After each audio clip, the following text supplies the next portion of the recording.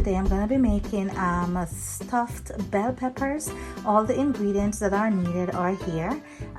We have the ground chicken, we have black diamond cheese, we have our garlic powder, we have our parsley, we have our oregano, I have leek in the bag, I have cloves, I also have zucchini, I have pumpkin.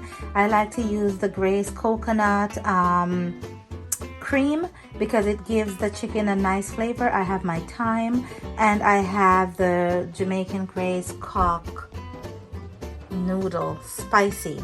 So what I do with the noodle, I basically use a strainer and I basically sift the spice away from the noodle. I get rid of the noodle and I use the spice to incorporate it with the grounded chicken. So with no further ado, let us get the party started.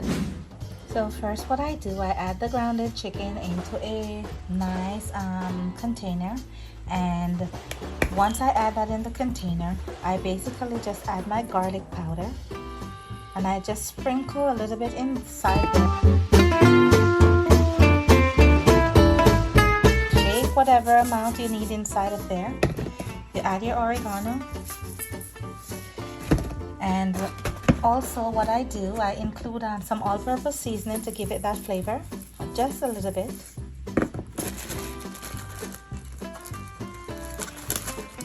I'm going to add my leek, just a little, just enough leek inside of there. So all the ingredients I need are inside of here, and what I'm going to do is stir this a bit.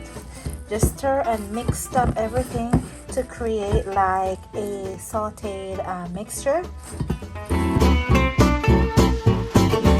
So all the spices are added and mixed into the grounded chicken. I'm gonna be adding it to a pot, and I will cook it for about 15 minutes. So here we go. So now that the grounded chicken is inside of the frying pan, I had a little bit of margarine because I don't like to use a lot of oil inside of my grounded chicken. So I add a little margarine. I'm going to be stirring it until it basically becomes really brown, and then afterwards I'm going to add water to it so that it will cook for a few minutes. So as you can see, the color has started changing already. I'm going to wait until all the color, I'm going to keep stirring, but I'm going to wait until all the colors have changed. Then I'm going to add water to it and then bring it down to a simmer. So most of the red is gone, so I'm going to keep on stirring until all the red disappeared. And then I'm going to be adding the water to it with the zucchini and the pumpkin, and I'm going to bring it to a simmer or cook it for about 15 more minutes. Then we're going to stop. So all the ingredients are now inside of this pot, and I'm going to wait for about 15 to 20 minutes. Once everything is cooked, then I'm going to be separating it from the pot to the stuffed bell pepper. So now all the ingredients are in the water, the seasoning, the zucchini, the pumpkin, and I'm going to let this cook and simmer for about 15 to 20 minutes. Then we will stuff our bell peppers after and put them in the oven.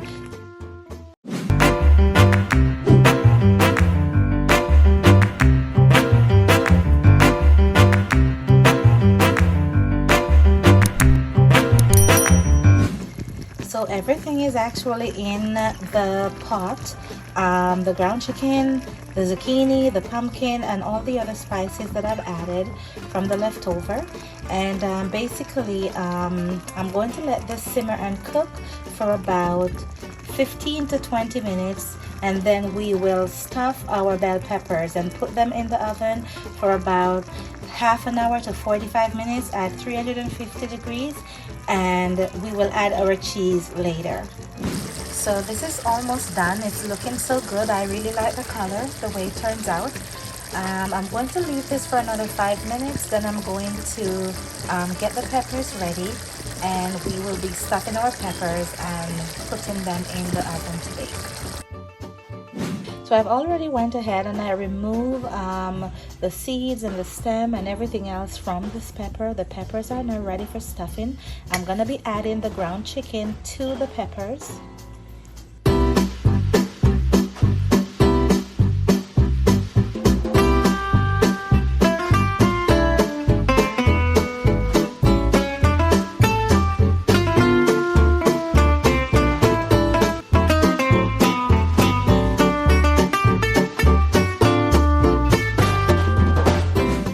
So this is the grounded cheese, and we're now going to top off these babies here with the grounded cheese, just like that.